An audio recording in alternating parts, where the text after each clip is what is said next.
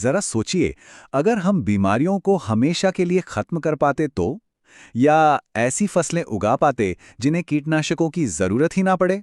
सुनने में ये किसी साइंस फिक्शन फिल्म जैसा लगता है ना, है ना? लेकिन ये जैव प्रौद्योगिकी यानी बायोटेक्नोलॉजी की दुनिया है, और ये हमारी जिंदगी को अभी इसी वक्त बदल रही है। चलिए समझते हैं कैसे। देखिए, ये अब सिर्फ क्या होगा अगर वाले सवाल नहीं रह गए हैं। ये वो सवाल हैं जिनके जवाब वैज्ञानिक आज बायोटेक्नोलॉजी का इस्तेमाल करके ढूंढ रहे हैं।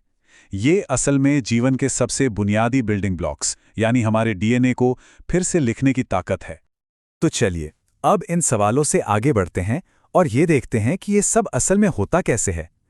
हम ये जानने जा रहे हैं कि वैज्ञानिक किस तरह जीवन के इस कोड को एडिट कर रहे हैं। तो चलिए एकदम शुरुआत से शुरू करते हैं। ये जैव प्रौद्योगिकी यानी बायोटेक्नोलॉजी आखिर है क्या? अच्छा, सोचिए बियर बनाने या दही जमाने के बारे में। ये भी एक तरह की बायोटेक्नोलॉजी ही है, लेकिन आज हम एक बिल्कुल ही अलग लेवल पर काम कर रहे हैं। हम सिर्फ जीवों का इस्तेमाल नहीं कर रहे हैं, हम उनके डीएनए, उनके जेनेटिक ब्लूप्रिंट को ही बदल रहे हैं ताकि वो हमारे लिए कुछ कमाल की चीजें कर सकें। लेकिन कोई डीएनए जैसी पेचीदा चीज को एडिट कैसे कर सकता है? खैर, इसके लिए एक खास मॉलिक्यूलर टूलकिट की जरूरत पड़ती है। और मजे की बात यह है कि वैज्ञानिकों ने इन टूल्स का आविष्कार नहीं किया, उन्होंने इन्हें कुदरत में ही खोजा और फिर अपने काम के लिए ढाल लिया। इस टूलकिट में जो पहला टूल है उसे हम मॉलिक्यूलर सिजर्स यानी आणविक कैंची कह सकते हैं। ये एंजाइम्स कमाल के सटीक होते हैं। वो डीएनए के एक लंबे से धागे को स्कैन करके ठीक उसी जगह पर काट सकते हैं जहां हमें चाहिए। इससे हमें किसी एक जीन को बड़ी सफाई से अलग करने में मदद मिलती है। तो एक बार जब हमारी कैंची ने अपना काम कर दिया तो हमें मॉलिक्यूलर ग्लू यानी आणविक गोंद की जरूरत पड़ती है। डीएनए लाइगेज उस जीन को लेता है जिसे हमने काटा था और उसे एक नए डीएनए मॉलिक्यूल में मजबूती से चिपका देता है। मतलब काटना और फिर चिपकाना। ठीक है, तो हमारे पास एक जीन है जिसे हमने काट कर चिपका दिया है, लेकिन हम इसे एक नई कोशिका तक पहुंचाएंगे कैसे? यहीं पर वेक्टर्स या बायोलॉजिकल कुरियर काम आते हैं। ये छोटे छोटे डीएनए व्हीकल्स हमारे जेनेटिक पैकेज को उठाते हैं और उसे ठीक वहीं पहुंचाते हैं जहां उसकी जरूरत होती है। तो अब हमारे पास कैंची है, गोंद है और एक डिलीवरी सर्विस भी है। आइए देखते हैं कि ये सभी टूल्स एक साथ मिलकर एक बहुत ही शक्तिशाली 5 स्टेप वाली प्रक्रिया में कैसे काम करते हैं, जो जेनेटिक इंजीनियरिंग का आधार है। ये प्रक्रिया एक रेसिपी की तरह है। सबसे पहले आप अपनी सामग्री यानी मनचाहा जीन ढूंढते हैं, शायद किसी ऐसे पौधे से जो सूखा झेल सकता हो। फिर अपनी कैंची से उस जीन को काटते हैं और उसे अपने डिलीवरी व्हीकल में चिपकाने के लिए गोंद का इस्तेमाल करते हैं। इसके बाद हमें उस जीन की बहुत सारी कॉपियों की ज़रूरत होती है, तो पीसीआर नाम की प्रक्रिया से उसे लाखों बार कॉपी किया जाता है। फिर उस पैकेज को एक नए जीव में डाला जाता है और आखिर में वो नया जीव उस जीन को पढ़ना शुरू कर देता है और उसमें वो मनचाहा गुण आ जाता है, जैसे कि सूखा सहने की क्षमता। और देखिए, ये तकनीक सिर्फ कागज पर नहीं है, ये दशकों से दुनिया बदल रही है। जो चीज़ 1972 में लैब में एक प्रयोग के तौर पर शुरू हुई थी, वो सिर्फ 10 साल बाद डायबिटीज़ के मरीजों के लिए जीवन बचाने वाला इंसुलिन बन गई। और फिर 1990 तक ये जेनेटिक बीमारियों को ठीक करने का एक जरिया भी बन गई। तो ये तकनीक लैब से बाहर निकलकर हमारी रोजमर्रा की जिंदगी पर कैसे असर डाल रही है? इसका असर बहुत बड़ा है, हमारे खेतों से लेकर हमारी दवा की दुकानों तक। तो मतलब ये है कि खेती में हमारे पास बीटी कॉटन जैसे पौधे हैं जो कीड़ों से अपनी रक्षा खुद करते हैं, और गोल्डन राइस है जो अंधापन रोकने में मदद कर सकता है। मेडिसिन में डायबिटीज के इलाज के लिए बड़े पैमाने पर इंसुलिन बनाया गया है, और जीन थेरेपी से जेनेटिक बीमारियों का इलाज शुरू हो चुका है। ये सब असल दुनिया के फायदे हैं। और ये सिर्फ पौधों और दवाइयों तक ही सीमित नहीं है, हमने ट्रांसजेनिक जानवर भी बनाए हैं। रोजी गाय इसका एक बहुत मशहूर उदाहरण है। उसे इस तरह से मॉडिफाई किया गया था कि वो ऐसा दूध दे जिसमें ह्यूमन प्रोटीन हो, जो उसे बच्चों के लिए और भी ज्यादा पौष्टिक बनाता है। लेकिन इतनी जबरदस्त शक्ति के साथ कुछ बहुत ही गंभीर नैतिक सवाल भी खड़े होते हैं। सिर्फ इसलिए कि हम कुछ कर सकते हैं, तो क्या इसका यह मतलब है कि हमें वो करना ही चाहिए? यहां 2 जरूरी कॉन्सेप्ट्स हैं, बायोपेटेंट और बायोपायरेसी यानी जैविक चोरी। एक बायोपेटेंट नई खोज को बचाता है, आविष्कारक को उनके काम पर अधिकार देता है, लेकिन बायोपायरेसी तब होती है जब कोई कंपनी या देश किसी समुदाय के पारंपरिक ज्ञान या जैविक संसाधनों का इस्तेमाल उनकी इजाज़त के बिना या उन्हें कोई फ़ायदा दिए बिना करता है। बासमती चावल का मामला इसका एक सीधा साधा उदाहरण है। बासमती सदियों से भारत में उगाया जाता रहा है और इसकी अनगिनत किस्में हैं। जब एक अमेरिकी कंपनी ने एक खास किस्म के बासमती पर पेटेंट ले लिया तो इस पर एक ग्लोबल बहस छिड़ गई कि आखिर नई खोज की सुरक्षा और किसी समुदाय के ज्ञान के शोषण के बीच की लाइन कहाँ है। और आखिर में यही वो सवाल है जिसका सामना हम सबको मिलकर करना होगा। बायोटेक्नोलॉजी में बीमारियां ठीक करने, दुनिया का पेट भरने और हमारे ग्रह को बचाने की क्षमता है, लेकिन ये सुनिश्चित करने के लिए कि इसका इस्तेमाल जिम्मेदारी और नैतिकता के साथ हो, हमें इन मुश्किल सवालों पर बात करते रहना होगा। सवाल वही है कि हम रेखा कहाँ। नमस्कार। कभी सोचा है कि हमारे चारों ओर एक पूरी की पूरी दुनिया है, एक ऐसी दुनिया जिसे हम देख ही नहीं सकते, हवा में, पानी में, हर चीज पर। चलिए आज इसी अदृश्य दुनिया के कुछ सबसे मजेदार, सबसे दिलचस्प निवासियों से मिलते हैं। हाँ बिल्कुल, हम जिस हवा में सांस लेते हैं, जो पानी पीते हैं, मतलब हर वो चीज जिसे हम छूते हैं, उस पर लाखों करोड़ों ऐसे जीव हैं। तो सवाल ये है कि आखिर इस छिपी हुई दुनिया में है क्या? चलिए पता लगाते हैं। तो इस कमाल की फील्ड को कहते हैं माइक्रोबायोलॉजी। नाम से ही सब साफ है ना? माइक्रो मतलब बहुत ही छोटा और बायोलॉजी मतलब जीवन का विज्ञान। तो मतलब हम बात कर रहे हैं उन नन्हे नन्हे जीवों की जो सच पूछिए तो हमारी पूरी दुनिया को चला रहे हैं। तो चलिए अपनी पहली केस फाइल खोलते हैं और ये केस है एक शेप शिफ्टर का। जी हाँ, एक ऐसा जीव जो अपना रूप, अपना आकार बदल सकता है और इसका नाम है माइकोप्लाज्मा। अब माइकोप्लाज्मा के बारे में सबसे हैरान कर देने वाली बात जानते हैं क्या है? ये प्रकृति में मौजूद सबसे छोटी जीवित कोशिका है। जरा सोच कर देखिए कितना छोटा होगा ये। तो इसका राज क्या है? राज छिपा है इसकी बनावट में। देखिए, ज्यादातर कोशिकाओं के बाहर ना एक मजबूत दीवार होती है जिसे सेल वॉल कहते हैं, पर माइकोप्लाज्मा के पास वो है ही नहीं। और बस इसी वजह से ये अपना आकार बदलता रहता है और इसीलिए मजाक में इसे प्रकृति का जोकर भी कहा जाता है। चलिए अब आते हैं अपनी दूसरी केस फाइल पर, और ये एक सच्ची बायोलॉजिकल पहेली है, एक लिविंग पैराडॉक्स। हम बात करने वाले हैं वायरस की। और यहाँ वो बड़ा सवाल आता है जिसने वैज्ञानिकों को भी सालों तक चक्कर में डाला है कि एक वायरस आखिर जिंदा है या मुर्दा। अच्छा, ज्यादातर लोग यही मानते हैं कि वायरस जिंदा और बेजान चीजों के बीच की एक कड़ी है, लेकिन साइंस का नजरिया थोड़ा अलग है। साइंटिफिकली स्पीकिंग इसे एक निर्जीव चीज माना जाता है ना? ये कमाल की बात। तो सवाल ये उठता है कि वैज्ञानिक इसे निर्जीव मानते क्यों हैं? भाई इसके पीछे कुछ बहुत ही मजबूत वजह हैं। चलिए एक एक करके समझते हैं। तो देखिए, इसके 3 बड़े कारण हैं। पहला, ये अपने लिए प्रोटीन नहीं बना सकता, और प्रोटीन तो जिंदगी के बिल्डिंग ब्लॉक्स होते हैं। दूसरा, ये खुद ब खुद अपनी संख्या नहीं बढ़ा सकता, मतलब रिप्रोड्यूस नहीं कर सकता। और तीसरा, इसके अंदर एनर्जी बनाने का कोई सिस्टम ही नहीं है, जिसे मेटाबॉलिज्म कहते हैं। और ये तीनों ही चीजें किसी भी जीव के जिंदा होने के लिए एब्सोल्युटली क्रूशियल हैं। तो फिर वायरस करता क्या है? इसका असली खेल है हाईजैकिंग का, बिल्कुल एक हाईजैकर की तरह। ये एक जिंदा सेल के अंदर घुसता है और फिर उसकी पूरी मशीनरी पर कब्जा कर लेता है, सिर्फ अपनी कॉपियां बनाने के लिए। जब तक ये किसी सेल के बाहर है, तब तक ये बस एक बेजान कण है और कुछ नहीं। अब बारी है हमारे आखिरी सुराग की। ये वो कड़ी है जो इन सारी बातों को एक साथ जोड़ देगी, और ये जुड़ा है जीवन के 2 सबसे बेसिक डिवीजन से। तो यहाँ एक सवाल है, जरा देखिए, इनमें से कौन एक प्रोकैरियोटिक सेल नहीं है? इस एक सवाल का जवाब हमें जीवन के एक बहुत ही फंडामेंटल क्लासिफिकेशन तक ले जाएगा।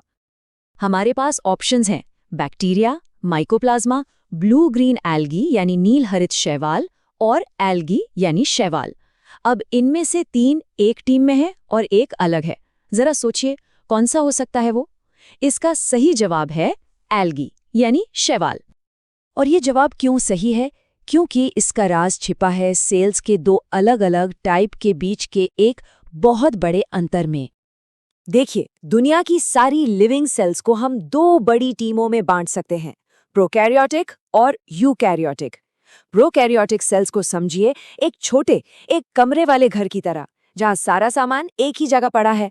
वहीं दूसरी तरफ यूकैरियोटिक सेल्स एक बड़े बंगले की तरह हैं, जिसमें हर काम के लिए अलग-अलग कमरे हैं और एक कंट्रोल रूम भी है, जिसे हम न्यूक्लियस या केंद्रक कहते हैं। तो अब पूरी पहेली सुलझ गई है ना। बैक्टीरिया, माइकोप्लाज्मा और ब्लू ग्रीन एल्गी, ये तीनों ही उस सिंपल एक कमरे वाले घर यानी प्रोकैरियोट की टीम में हैं। और शैवाल, वो उस बड़े बंगले वाले यानी यूकैरियोटिक टीम का हिस्सा है, जिसकी कोशिकाएं पौधों और जानवरों की तरह ज्यादा कॉम्प्लेक्स होती हैं। तो ठीक है, हमने ये सब जान लिया, माइकोप्लाज्मा, वायरस, प्रोकैरियोट, यूकैरियोट, पर इन सब का मतलब क्या है? ये अदृश्य दुनिया आखिर हमारी जिंदगी पर असर कैसे डालती है? आखिर में बात बस इतनी सी है कि ये छोटे छोटे जीव, जो शायद हमें बहुत मामूली लगे, असल में हमारे प्लैनेट के इंजन हैं। यही वो अदृश्य दुनिया है जो हमारी इस दिखने वाली दुनिया को चला रही है। तो अगली बार जब एक गहरी सांस अंदर लें, तो ये जरूर सोचिएगा कि ये सिर्फ हवा नहीं है, ये एक पूरी की पूरी दुनिया है जिसे हम महसूस कर रहे हैं। नमस्ते। हमारे चारों ओर, यहाँ तक कि हमारे शरीर के अंदर भी एक पूरी की पूरी अनदेखी दुनिया है, और ये दुनिया भरी हुई है बैक्टीरिया से। अब इनको समझने के लिए सबसे पहले इन्हें पहचानना जरूरी है ना? और पहचान की शुरुआत होती है इनके शेप से, यानी इनके आकार से। तो चलिए आज बैक्टीरिया की इसी दुनिया में थोड़ा अंदर झांकते हैं।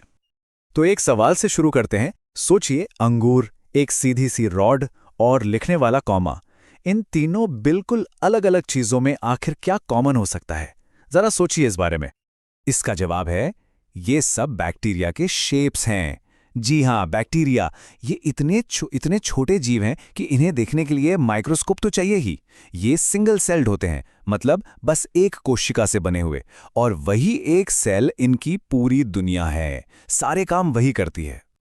तो फिर देर किस बात की? चलिए बैक्टीरिया के शेप्स की इस गैलरी में चलते हैं और देखते हैं कि ये कितने अलग अलग तरह के होते हैं। तो सबसे पहले आते हैं कोकाई। इन्हें याद रखना ना बहुत आसान है। कोकाई, ओ, और ये होते भी ओवल या गोल हैं। माइक्रोस्कोप के नीचे देखेंगे तो ये बिल्कुल छोटी छोटी बेरीज जैसी दिखती हैं। अच्छा, एक और बात, ये कोकाई अकेले रहना ज्यादा पसंद नहीं करते। जब ये दो के जोड़े में होते हैं तो इन्हें कहते हैं डिप्लोकोकाई। अगर ये एक के पीछे एक लगकर मोतियों की माला जैसी चेन बना लें तो वो हो गए स्ट्रेप्टोकोकाई। और हाँ, जब ये अंगूर के गुच्छे की तरह झुंड में दिखें तो वो हैं स्टेफिलोकोकाई। कभी कभी ये चार के ग्रुप में भी दिख जाते हैं, जिन्हें हम टेट्राड कहते हैं। कोकाई के बाद अब बारी है बेसिलाई की। इन्हें पहचानना तो और भी आसान है। ये सीधे सीधे रॉड शेप के होते हैं, बस एक छड़ी की तरह, और कोकाई की तरह ही ये भी अलग अलग अरेंजमेंट में रहना पसंद करते हैं। जैसे जब ये एक चेन में होते हैं तो हम इन्हें स्ट्रेप्टोबैसिलाई कहते हैं, लेकिन इनका जो सबसे यूनिक अरेंजमेंट है ना, वो है पैलिसेड्स। इसमें ये एक दूसरे के अगल बगल एक बाड़ की तरह लाइन में खड़े हो जाते हैं। और पता है, माइक्रोस्कोप में ये कभी कभी चाइनीज लेटर्स जैसे दिखते हैं। बड़ा मजेदार है। और बात यहीं खत्म नहीं होती, शेप्स और भी हैं, जैसे कि विब्रियो बैक्टीरिया, जो बिल्कुल कॉमा की तरह मुड़े हुए होते हैं। हैजा फैलाने वाला बैक्टीरिया ऐसा ही दिखता है। और फिर हैं स्पाइरिला, जो एक टाइट स्प्रिंग की तरह सर्पिल शेप के होते हैं। लेकिन देखिए, शेप तो बस एक बाहरी पहचान है। बैक्टीरिया को जो चीज असल में डिफाइन करती है वो है उसकी बाहरी दीवार, जिसे हम कहते हैं सेल वॉल। और यकीन मानिए, यही वो हिस्सा है जो सबसे ज्यादा मैटर करता है। इस सेल वॉल को ऐसे समझिए जैसे ये बैक्टीरिया का बॉडी आर्मर है, एक कवच। यही उसे बचाता है और उसका शेप बनाए रखता है। लेकिन ट्विस्ट ये है कि हर बैक्टीरिया का कवच एक जैसा नहीं होता।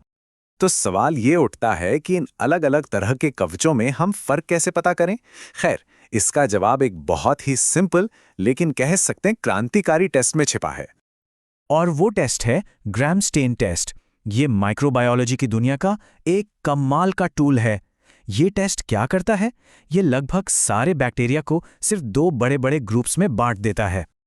इसको करने का प्रोसेस भी बड़ा इंटरेस्टिंग है। देखिए, सबसे पहले बैक्टीरिया पर एक गहरा बैंगनी रंग डाला जाता है, जिसे क्रिस्टल वायलेट कहते हैं। फिर आयोडीन डालकर उस रंग को फिक्स कर दिया जाता है। अब आता है सबसे अहम स्टेप, उसे अल्कोहल से धोया जाता है। और आखिर में एक गुलाबी या लाल रंग, जिसे सैफ्रोनिन कहते हैं, वो डाला जाता है। और बस यहीं पर सारा खेल होता है। जिन बैक्टीरिया का कवच यानी सेल वॉल मोटी होती है, वो अल्कोहल से धोने के बाद भी उस बैंगनी रंग को नहीं छोड़ते, वो बैंगनी ही रहते हैं। इन्हें हम कहते हैं ग्राम पॉजिटिव। और जिनका कवच पतला होता है, उनका बैंगनी रंग अल्कोहल से धुल जाता है और वो बाद में डाले गए गुलाबी रंग को पकड़ लेते हैं। ये हैं ग्राम नेगेटिव। तो कुल मिलाकर दो ही रिजल्ट आते हैं, या तो बैंगनी या गुलाबी।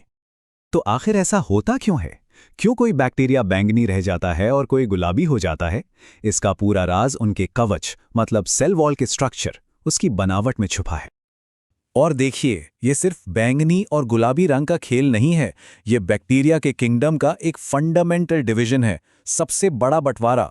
और ये जानना कि कोई बैक्टीरिया ग्राम पॉजिटिव है या नेगेटिव, इससे ये तय होता है कि किसी इन्फेक्शन से कैसे लड़ा जाएगा। ये सच में जिंदगी और मौत का सवाल बन सकता है। तो असली फर्क क्या है इन दोनों में? चलिए इस टेबल पर नजर डालते हैं। ग्राम पॉजिटिव बैक्टीरिया की सेल वॉल में पेप्टिडोग्लाइकन नाम की एक बहुत ही मोटी लेयर होती है। दूसरी तरफ ग्राम नेगेटिव में ये लेयर बहुत पतली होती है, लेकिन उसके ऊपर एक एक्स्ट्रा बाहरी झिल्ली होती है। और इसी बाहरी झिल्ली में एक टॉक्सिन, एक जहर छिपा होता है, जिसे एंडोटॉक्सिन कहते हैं। इसी वजह से ग्राम नेगेटिव का स्ट्रक्चर ज्यादा कॉम्प्लेक्स, ज्यादा जटिल होता है। और ये ग्राफ तो इस फर्क को बिल्कुल क्रिस्टल क्लियर कर देता है। जरा देखिए, ग्राम पॉजिटिव की दीवार 80 नैनोमीटर तक मोटी हो सकती है, जबकि ग्राम नेगेटिव की दीवार सिर्फ 2 से 3 नैनोमीटर की है। सोचिए जरा, कितना बड़ा फर्क है। यही मोटी दीवार है जो उस बैंगनी रंग को कस के पकड़ लेती है और अल्कोहल को उसे धोने नहीं देती। अब वापस आते हैं उस एंडोटॉक्सिन पर। याद रखिए, ये सिर्फ ग्राम नेगेटिव बैक्टीरिया की बाहरी दीवार में मिलता है। और इसकी सबसे खतरनाक बात यह है कि जब एंटीबायोटिक्स इन बैक्टीरिया को मारती हैं, तो ये बैक्टीरिया मरते मरते इस जहर को रिलीज कर देते हैं। और इसी जहर की वजह से तेज बुखार और सेप्टिक शॉक जैसे सीरियस लक्षण दिखाई देते हैं। तो ये सारी जानकारी सिर्फ लैब में काम की नहीं है, इसका सीधा सीधा असर हमारी सेहत और मेडिकल ट्रीटमेंट पर पड़ता है। चलिए देखते हैं कि कैसे। तो ये सब जानना मेडिकली इतना जरूरी क्यों है? इसकी 3 बड़ी वजह हैं। पहली, ज्यादातर एंटीबायोटिक्स बैक्टीरिया के इसी कवच पर हमला करती हैं, और क्योंकि दोनों का कवच अलग है, तो दोनों के लिए दवाइयां भी अलग अलग होती हैं। दूसरी वजह, एंडोटॉक्सिन। इसकी वजह से ग्राम नेगेटिव इन्फेक्शन अक्सर ज्यादा सीरियस हो सकते हैं। और तीसरी और सबसे अहम बात, ग्राम स्टेन वो पहला और सबसे तेज टेस्ट है जो डॉक्टर्स को बताता है कि दुश्मन कौन है और सही इलाज क्या होना चाहिए। तो कुल मिला के बात यह है कि किसी भी दुश्मन को हराने के लिए उसके कवच को समझना पहला कदम है। बैक्टीरिया की दुनिया में ये ज्ञान हमें बीमारियों से लड़ने की शक्ति देता है। पर सवाल यह है कि इस माइक्रोस्कोपिक दुनिया में अभी और कितने रहस्य छिपे हैं, जिनके खुलने का हम बस इंतजार कर रहे हैं। नमस्ते। हमारे चारों ओर, यहाँ तक कि हमारे शरीर के अंदर भी एक पूरी की पूरी अनदेखी दुनिया है, और ये दुनिया भरी हुई है बैक्टीरिया से। अब इनको समझने के लिए सबसे पहले इन्हें पहचानना जरूरी है ना? और पहचान की शुरुआत होती है इनके शेप से, यानी इनके आकार से। तो चलिए आज बैक्टीरिया की इसी दुनिया में थोड़ा अंदर झांकते हैं। तो एक सवाल से शुरू करते हैं। सोचिए, अंगूर, एक सीधी सी रॉड और लिखने वाला कॉमा, इन तीनों बिल्कुल अलग अलग चीजों में आखिर क्या कॉमन हो सकता है? जरा सोचिए इस बारे में। इसका जवाब है, ये सब बैक्टीरिया के शेप्स हैं। जी हाँ, बैक्टीरिया ये इतने छोटे जीव हैं कि इन्हें देखने के लिए माइक्रोस्कोप तो चाहिए ही। ये सिंगल सेल्ड होते हैं, मतलब बस एक कोशिका से बने हुए, और वही एक सेल इनकी पूरी दुनिया है। सारे काम वही करती है। तो फिर देर किस बात की? चलिए बैक्टीरिया के शेप्स की इस गैलरी में चलते हैं और देखते हैं कि ये कितने अलग अलग तरह के होते हैं। तो सबसे पहले आते हैं कोकाई। इन्हें याद रखना ना बहुत आसान है। कोकाई, ओ, और ये होते भी ओवल या गोल हैं। माइक्रोस्कोप के नीचे देखेंगे तो ये बिल्कुल छोटी छोटी बेरीज जैसी दिखती हैं। अच्छा, एक और बात, ये कोकाई अकेले रहना ज्यादा पसंद नहीं करते। जब ये 2 के जोड़े में होते हैं तो इन्हें कहते हैं डिप्लोकोकाई। अगर ये एक के पीछे एक लगकर मोतियों की माला जैसी चेन बना लें तो वो हो गए स्ट्रेप्टोकोकाई। और हाँ, जब ये अंगूर के गुच्छे की तरह झुंड में दिखें तो वो हैं स्टेफिलोकोकाई। कभी कभी ये 4 के ग्रुप में भी दिख जाते हैं, जिन्हें हम टेट्राड कहते हैं। कोकाई के बाद अब बारी है बेसिलाई की। इन्हें पहचानना तो और भी आसान है। ये सीधे सीधे रॉड शेप के होते हैं, बस एक छड़ी की तरह, और कोकाई की तरह ही ये भी अलग अलग अरेंजमेंट में रहना पसंद करते हैं। जैसे जब ये एक चेन में होते हैं तो हम इन्हें स्ट्रेप्टोबैसिलाई कहते हैं, लेकिन इनका जो सबसे यूनिक अरेंजमेंट है ना, वो है पैलिसेड्स। इसमें ये एक दूसरे के अगल बगल एक बाड़ की तरह लाइन में खड़े हो जाते हैं। और पता है, माइक्रोस्कोप में ये कभी-कभी चाइनीज लेटर्स जैसे दिखते हैं। बड़ा मजेदार है। और बात यहीं खत्म नहीं होती। शेप्स और भी हैं, जैसे कि विब्रियो बैक्टीरिया, जो बिल्कुल कॉमा की तरह मुड़े हुए होते हैं। हैजा फैलाने वाला बैक्टीरिया ऐसा ही दिखता है। और फिर हैं स्पाइरिला, जो एक टाइट स्प्रिंग की तरह सर्पिल शेप के होते हैं। लेकिन देखिए, शेप तो बस एक बाहरी पहचान है। बैक्टीरिया को जो चीज असल में डिफाइन करती है वो है उसकी बाहरी दीवार, जिसे हम कहते हैं सेल वॉल। और यकीन मानिए, यही वो हिस्सा है जो सबसे ज्यादा मैटर करता है। इस सेल वॉल को ऐसे समझिए जैसे ये बैक्टीरिया का बॉडी आर्मर है, एक कवच। यही उसे बचाता है और उसका शेप बनाए रखता है। लेकिन ट्विस्ट ये है कि हर बैक्टीरिया का कवच एक जैसा नहीं होता। तो सवाल ये उठता है कि इन अलग अलग तरह के कवचों में हम फर्क कैसे पता करें? खैर, इसका जवाब एक बहुत ही सिंपल लेकिन कह सकते हैं क्रांतिकारी टेस्ट में छिपा है। और वो टेस्ट है ग्राम स्टेन टेस्ट। ये माइक्रोबायोलॉजी की दुनिया का एक कमाल का टूल है। ये टेस्ट क्या करता है? ये लगभग सारे बैक्टीरिया को सिर्फ 2 बड़े-बड़े ग्रुप्स में बांट देता है। इसको करने का प्रोसेस भी बड़ा इंटरेस्टिंग है। देखिए, सबसे पहले बैक्टीरिया पर एक गहरा बैंगनी रंग डाला जाता है, जिसे क्रिस्टल वायलेट कहते हैं। फिर आयोडीन डालकर उस रंग को फिक्स कर दिया जाता है। अब आता है सबसे अहम स्टेप, उसे अल्कोहल से धोया जाता है। और आखिर में एक गुलाबी या लाल रंग, जिसे सैफ्रोनिन कहते हैं, वो डाला जाता है। और बस यहीं पर सारा खेल होता है। जिन बैक्टीरिया का कवच यानी सेल वॉल मोटी होती है, वो अल्कोहल से धोने के बाद भी उस बैंगनी रंग को नहीं छोड़ते। वो बैंगनी ही रहते हैं। इन्हें हम कहते हैं ग्राम पॉजिटिव। और जिनका कवच पतला होता है, उनका बैंगनी रंग अल्कोहल से धुल जाता है और वो बाद में डाले गए गुलाबी रंग को पकड़ लेते हैं। ये हैं ग्राम नेगेटिव। तो कुल मिलाकर 2 ही रिजल्ट आते हैं, या तो बैंगनी या गुलाबी। तो आखिर ऐसा होता क्यों है? क्यों कोई बैक्टीरिया बैंगनी रह जाता है और कोई गुलाबी हो जाता है? इसका पूरा राज उनके कवच मतलब सेल वॉल के स्ट्रक्चर, उसकी बनावट में छुपा है। और देखिए, ये सिर्फ बैंगनी और गुलाबी रंग का खेल नहीं है। ये बैक्टीरिया के किंगडम का एक फंडामेंटल डिवीजन है, सबसे बड़ा बंटवारा। और ये जानना कि कोई बैक्टीरिया ग्राम पॉजिटिव है या नेगेटिव, इससे ये तय होता है कि किसी इन्फेक्शन से कैसे लड़ा जाएगा। ये सच में जिंदगी और मौत का सवाल बन सकता है। तो असली फर्क क्या है इन दोनों में? चलिए इस टेबल पर नजर डालते हैं। ग्राम पॉजिटिव बैक्टीरिया की सेल वॉल में पेप्टिडोग्लाइकन नाम की एक बहुत ही मोटी लेयर होती है। दूसरी तरफ ग्राम नेगेटिव में ये लेयर बहुत पतली होती है, लेकिन उसके ऊपर एक एक्स्ट्रा बाहरी झिल्ली होती है। और इसी बाहरी झिल्ली में एक टॉक्सिन, एक जहर छिपा होता है, जिसे एंडोटॉक्सिन कहते हैं। इसी वजह से ग्राम नेगेटिव का स्ट्रक्चर ज्यादा कॉम्प्लेक्स, ज्यादा जटिल होता है। और ये ग्राफ तो इस फर्क को बिल्कुल क्रिस्टल क्लियर कर देता है। जरा देखिए, ग्राम पॉजिटिव की दीवार 80 नैनोमीटर तक मोटी हो सकती है, जबकि ग्राम नेगेटिव की दीवार सिर्फ 2 से 3 नैनोमीटर की है। सोचिए जरा, कितना बड़ा फर्क है। यही मोटी दीवार है जो उस बैंगनी रंग को कस के पकड़ लेती है और अल्कोहल को उसे धोने नहीं देती। अब वापस आते हैं उस एंडोटॉक्सिन पर। याद रखिए, ये सिर्फ ग्राम नेगेटिव बैक्टीरिया की बाहरी दीवार में मिलता है। और इसकी सबसे खतरनाक बात यह है कि जब एंटीबायोटिक्स इन बैक्टीरिया को मारती हैं, तो ये बैक्टीरिया मरते मरते इस जहर को रिलीज कर देते हैं। और इसी जहर की वजह से तेज बुखार और सेप्टिक शॉक जैसे सीरियस लक्षण दिखाई देते हैं। तो ये सारी जानकारी सिर्फ लैब में काम की नहीं है, इसका सीधा सीधा असर हमारी सेहत और मेडिकल ट्रीटमेंट पर पड़ता है। चलिए देखते हैं कि कैसे। तो ये सब जानना मेडिकली इतना जरूरी क्यों है? इसकी 3 बड़ी वजह हैं। पहली, ज्यादातर एंटीबायोटिक्स बैक्टीरिया के इसी कवच पर हमला करती हैं, और क्योंकि दोनों का कवच अलग है, तो दोनों के लिए दवाइयां भी अलग अलग होती हैं। दूसरी वजह, एंडोटॉक्सिन। इसकी वजह से ग्राम नेगेटिव इन्फेक्शन अक्सर ज्यादा सीरियस हो सकते हैं।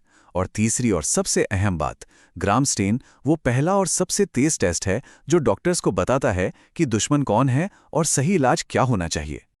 तो कुल मिला के बात यह है कि किसी भी दुश्मन को हराने के लिए उसके कवच को समझना पहला कदम है। बैक्टीरिया की दुनिया में ये ज्ञान हमें बीमारियों से लड़ने की शक्ति देता है। पर सवाल यह है कि इस माइक्रोस्कोपिक दुनिया में अभी और कितने रहस्य छिपे हैं, जिनके खुलने का हम बस इंतजार कर रहे हैं। नमस्कार। कभी सोचा है कि हमारे चारों ओर एक पूरी की पूरी दुनिया है? एक ऐसी दुनिया जिसे हम देख ही नहीं सकते, हवा में, पानी में, हर चीज पर। चलिए आज इसी अदृश्य दुनिया के कुछ सबसे मजेदार, सबसे दिलचस्प निवासियों से मिलते हैं। हाँ, बिल्कुल। हम जिस हवा में सांस लेते हैं, जो पानी पीते हैं, मतलब हर वो चीज जिसे हम छूते हैं, उस पर लाखों करोड़ों ऐसे जीव हैं। तो सवाल ये है कि आखिर इस छिपी हुई दुनिया में है क्या? चलिए पता लगाते हैं। तो इस कमाल की फील्ड को कहते हैं माइक्रोबायोलॉजी। नाम से ही सब साफ है ना? माइक्रो मतलब बहुत ही छोटा, और बायोलॉजी मतलब जीवन का विज्ञान। तो मतलब हम बात कर रहे हैं उन नन्हे नन्हे जीवों की जो सच पूछिए तो हमारी पूरी दुनिया को चला रहे हैं। तो चलिए अपनी पहली केस फाइल खोलते हैं, और ये केस है एक शेप शिफ्टर का। जी हाँ, एक ऐसा जीव जो अपना रूप, अपना आकार बदल सकता है, और इसका नाम है माइकोप्लाज्मा। अब माइकोप्लाज्मा के बारे में सबसे हैरान कर देने वाली बात जानते हैं क्या है? ये प्रकृति में मौजूद सबसे छोटी जीवित कोशिका है। जरा सोच कर देखिए कितना छोटा होगा ये। तो इसका राज क्या है? राज छिपा है इसकी बनावट में। देखिए, ज्यादातर कोशिकाओं के बाहर ना एक मजबूत दीवार होती है जिसे सेल वॉल कहते हैं, पर माइकोप्लाज्मा के पास वो है ही नहीं। और बस इसी वजह से ये अपना आकार बदलता रहता है, और इसीलिए मजाक में इसे प्रकृति का जोकर भी कहा जाता है। चलिए अब आते हैं अपनी दूसरी केस फाइल पर, और ये एक सच्ची बायोलॉजिकल पहेली है, एक लिविंग पैराडॉक्स। हम बात करने वाले हैं वायरस की। और यहाँ वो बड़ा सवाल आता है जिसने वैज्ञानिकों को भी सालों तक चक्कर में डाला है कि एक वायरस आखिर जिंदा है या मुर्दा। अच्छा, ज्यादातर लोग यही मानते हैं कि वायरस जिंदा और बेजान चीजों के बीच की एक कड़ी है, लेकिन साइंस का नजरिया थोड़ा अलग है। साइंटिफिकली स्पीकिंग इसे एक निर्जीव चीज माना जाता है ना? ये कमाल की बात।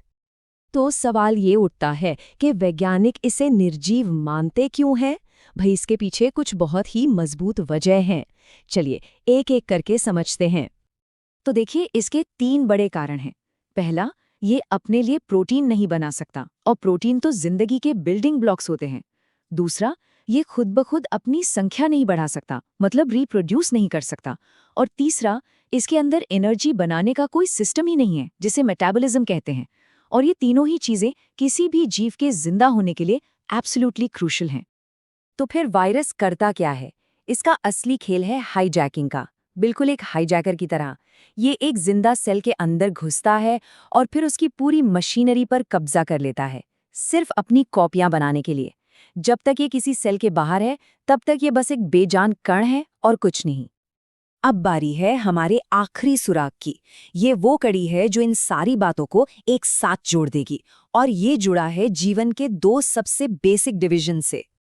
तो यहाँ एक सवाल है, जरा देखिए, इनमें से कौन एक प्रोकैरियोटिक सेल नहीं है? इस एक सवाल का जवाब हमें जीवन के एक बहुत ही फंडामेंटल क्लासिफिकेशन तक ले जाएगा। हमारे पास ऑप्शंस हैं: bacteria, mycoplasma, blue green algae यानी नील हरित शैवाल, और एल्गी यानी शैवाल। अब इनमें से 3 एक टीम में है और एक अलग है। जरा सोचिए कौन सा हो सकता है वो? इसका सही जवाब है एल्गी यानी शैवाल। और ये जवाब क्यों सही है? क्योंकि इसका राज छिपा है सेल्स के 2 अलग-अलग टाइप के बीच के एक बहुत बड़े अंतर में। देखिए, दुनिया की सारी लिविंग सेल्स को हम 2 बड़ी टीमों में बांट सकते हैं, प्रोकैरियोटिक और यूकैरियोटिक। प्रोकैरियोटिक सेल्स को समझिए एक छोटे, एक कमरे वाले घर की तरह, जहां सारा सामान एक ही जगह पड़ा है। वहीं दूसरी तरफ यूकैरियोटिक सेल्स एक बड़े बंगले की तरह हैं, जिसमें हर काम के लिए अलग-अलग कमरे हैं और एक कंट्रोल रूम भी है, जिसे हम न्यूक्लियस या केंद्रक कहते हैं। तो अब पूरी पहेली सुलझ गई है ना? बैक्टीरिया, माइकोप्लाज्मा और ब्लू ग्रीन एल्गी, ये तीनों ही उस सिंपल एक कमरे वाले घर यानी प्रोकैरियोट की टीम में हैं। और शैवाल, वो उस बड़े बंगले वाले यानी यूकैरियोटिक टीम का हिस्सा है, जिसकी कोशिकाएं पौधों और जानवरों की तरह ज्यादा कॉम्प्लेक्स होती हैं। तो ठीक है, हमने ये सब जान लिया, माइकोप्लाज्मा, वायरस, प्रोकैरियोट, यूकैरियोट, पर इन सब का मतलब क्या है? ये अदृश्य दुनिया आखिर हमारी जिंदगी पर असर कैसे डालती है? आखिर में बात बस इतनी सी है कि ये छोटे छोटे जीव, जो शायद हमें बहुत मामूली लगे, असल में हमारे प्लैनेट के इंजन हैं। यही वो अदृश्य दुनिया है जो हमारी इस दिखने वाली दुनिया को चला रही है। तो अगली बार जब एक गहरी सांस अंदर लें तो ये जरूर सोचिएगा कि ये सिर्फ हवा नहीं है, ये एक पूरी की पूरी दुनिया है जिसे हम महसूस कर। जरा सोचिए, अगर हम बीमारियों को हमेशा के लिए खत्म कर पाते तो, या ऐसी फसलें उगा पाते जिन्हें कीटनाशकों की जरूरत ही ना पड़े। सुनने में ये किसी साइंस फिक्शन फिल्म जैसा लगता है ना? लेकिन ये जैव प्रौद्योगिकी यानी बायोटेक्नोलॉजी की दुनिया है, और ये हमारी जिंदगी को अभी इसी वक्त बदल रही है। चलिए समझते हैं कैसे। देखिए, ये अब सिर्फ क्या होगा अगर वाले सवाल नहीं रह गए हैं। ये वो सवाल हैं जिनके जवाब वैज्ञानिक आज बायोटेक्नोलॉजी का इस्तेमाल करके ढूंढ रहे हैं। ये असल में जीवन के सबसे बुनियादी बिल्डिंग ब्लॉक्स यानी हमारे डीएनए को फिर से लिखने की ताकत है। तो चलिए अब इन सवालों से आगे बढ़ते हैं और ये देखते हैं कि ये सब असल में होता कैसे है। हम ये जानने जा रहे हैं कि वैज्ञानिक किस तरह जीवन के इस कोड को एडिट कर रहे हैं। तो चलिए एकदम शुरुआत से शुरू करते हैं। ये जैव प्रौद्योगिकी यानी बायोटेक्नोलॉजी आखिर है क्या? अच्छा, सोचिए बियर बनाने या दही जमाने के बारे में। ये भी एक तरह की बायोटेक्नोलॉजी ही है, लेकिन आज हम एक बिल्कुल ही अलग लेवल पर काम कर रहे हैं। हम सिर्फ जीवों का इस्तेमाल नहीं कर रहे हैं, हम उनके डीएनए, उनके जेनेटिक ब्लूप्रिंट को ही बदल रहे हैं ताकि वो हमारे लिए कुछ कमाल की चीजें कर सकें। लेकिन कोई डीएनए जैसी पेचीदा चीज को एडिट कैसे कर सकता है? खैर, इसके लिए एक खास मॉलिक्यूलर टूलकिट की जरूरत पड़ती है। और मजे की बात यह है कि वैज्ञानिकों ने इन टूल्स का आविष्कार नहीं किया, उन्होंने इन्हें कुदरत में ही खोजा और फिर अपने काम के लिए ढाल लिया। इस टूलकिट में जो पहला टूल है उसे हम मॉलिक्यूलर सिजर्स यानी आणविक कैंची कह सकते हैं। ये एंजाइम्स कमाल के सटीक होते हैं। वो डीएनए के एक लंबे से धागे को स्कैन करके ठीक उसी जगह पर काट सकते हैं जहां हमें चाहिए। इससे हमें किसी एक जीन को बड़ी सफाई से अलग करने में मदद मिलती है। तो एक बार जब हमारी कैंची ने अपना काम कर दिया तो हमें मॉलिक्यूलर ग्लू यानी आणविक गोंद की जरूरत पड़ती है। डीएनए लाइगेज उस जीन को लेता है जिसे हमने काटा था और उसे एक नए डीएनए मॉलिक्यूल में मजबूती से चिपका देता है। मतलब काटना और फिर चिपकाना। ठीक है, तो हमारे पास एक जीन है जिसे हमने काट कर चिपका दिया है, लेकिन हम इसे एक नई कोशिका तक पहुंचाएंगे कैसे? यहीं पर वेक्टर्स या बायोलॉजिकल कुरियर काम आते हैं। ये छोटे छोटे डीएनए व्हीकल्स हमारे जेनेटिक पैकेज को उठाते हैं और उसे ठीक वहीं पहुंचाते हैं जहां उसकी जरूरत होती है। तो अब हमारे पास कैंची है, गोंद है और एक डिलीवरी सर्विस भी है। आइए देखते हैं कि ये सभी टूल्स एक साथ मिलकर एक बहुत ही शक्तिशाली 5 स्टेप वाली प्रक्रिया में कैसे काम करते हैं, जो जेनेटिक इंजीनियरिंग का आधार है। ये प्रक्रिया एक रेसिपी की तरह है। सबसे पहले आप अपनी सामग्री यानी मनचाहा जीन ढूंढते हैं, शायद किसी ऐसे पौधे से जो सूखा झेल सकता हो। फिर अपनी कैंची से उस जीन को काटते हैं और उसे अपने डिलीवरी व्हीकल में चिपकाने के लिए गोंद का इस्तेमाल करते हैं। इसके बाद हमें उस जीन की बहुत सारी कॉपियों की ज़रूरत होती है, तो पीसीआर नाम की प्रक्रिया से उसे लाखों बार कॉपी किया जाता है। फिर उस पैकेज को एक नए जीव में डाला जाता है और आखिर में वो नया जीव उस जीन को पढ़ना शुरू कर देता है और उसमें वो मनचाहा गुण आ जाता है, जैसे कि सूखा सहने की क्षमता। और देखिए, ये तकनीक सिर्फ कागज पर नहीं है, ये दशकों से दुनिया बदल रही है। जो चीज़ 1972 में लैब में एक प्रयोग के तौर पर शुरू हुई थी, वो सिर्फ 10 साल बाद डायबिटीज़ के मरीजों के लिए जीवन बचाने वाला इंसुलिन बन गई। और फिर 1990 तक ये जेनेटिक बीमारियों को ठीक करने का एक जरिया भी बन गई। तो ये तकनीक लैब से बाहर निकलकर हमारी रोजमर्रा की जिंदगी पर कैसे असर डाल रही है? इसका असर बहुत बड़ा है, हमारे खेतों से लेकर हमारी दवा की दुकानों तक। तो मतलब ये है कि खेती में हमारे पास बीटी कॉटन जैसे पौधे हैं जो कीड़ों से अपनी रक्षा खुद करते हैं, और गोल्डन राइस है जो अंधापन रोकने में मदद कर सकता है। मेडिसिन में डायबिटीज के इलाज के लिए बड़े पैमाने पर इंसुलिन बनाया गया है, और जीन थेरेपी से जेनेटिक बीमारियों का इलाज शुरू हो चुका है। ये सब असल दुनिया के फायदे हैं। और ये सिर्फ पौधों और दवाइयों तक ही सीमित नहीं है, हमने ट्रांसजेनिक जानवर भी बनाए हैं। रोजी गाय इसका एक बहुत मशहूर उदाहरण है। उसे इस तरह से मॉडिफाई किया गया था कि वो ऐसा दूध दे जिसमें ह्यूमन प्रोटीन हो, जो उसे बच्चों के लिए और भी ज्यादा पौष्टिक बनाता है। लेकिन इतनी जबरदस्त शक्ति के साथ कुछ बहुत ही गंभीर नैतिक सवाल भी खड़े होते हैं। सिर्फ इसलिए कि हम कुछ कर सकते हैं, तो क्या इसका यह मतलब है कि हमें वो करना ही चाहिए? यहाँ 2 जरूरी कॉन्सेप्ट्स हैं, बायोपेटेंट और बायोपायरेसी यानी जैविक चोरी। एक बायो पेटेंट नई खोज को बचाता है, आविष्कारक को उनके काम पर अधिकार देता है। लेकिन बायोपायरेसी तब होती है जब कोई कंपनी या देश किसी समुदाय के पारंपरिक ज्ञान या जैविक संसाधनों का इस्तेमाल उनकी इजाज़त के बिना या उन्हें कोई फायदा दिए बिना करता है। बासमती चावल का मामला इसका एक सीधा साधा उदाहरण है। बासमती सदियों से भारत में उगाया जाता रहा है और इसकी अनगिनत किस्में हैं। जब एक अमेरिकी कंपनी ने एक खास किस्म के बासमती पर पेटेंट ले लिया तो इस पर एक ग्लोबल बहस छिड़ गई कि आखिर नई खोज की सुरक्षा और किसी समुदाय के ज्ञान के शोषण के बीच की लाइन कहाँ है। और आखिर में यही वो सवाल है जिसका सामना हम सबको मिलकर करना होगा। बायोटेक्नोलॉजी में बीमारियां ठीक करने, दुनिया का पेट भरने और हमारे ग्रह को बचाने की क्षमता है, लेकिन ये सुनिश्चित करने के लिए कि इसका इस्तेमाल जिम्मेदारी और नैतिकता के साथ हो, हमें इन मुश्किल सवालों पर बात करते रहना होगा। सवाल वही है कि हम रेखा कहाँ खींचते हैं।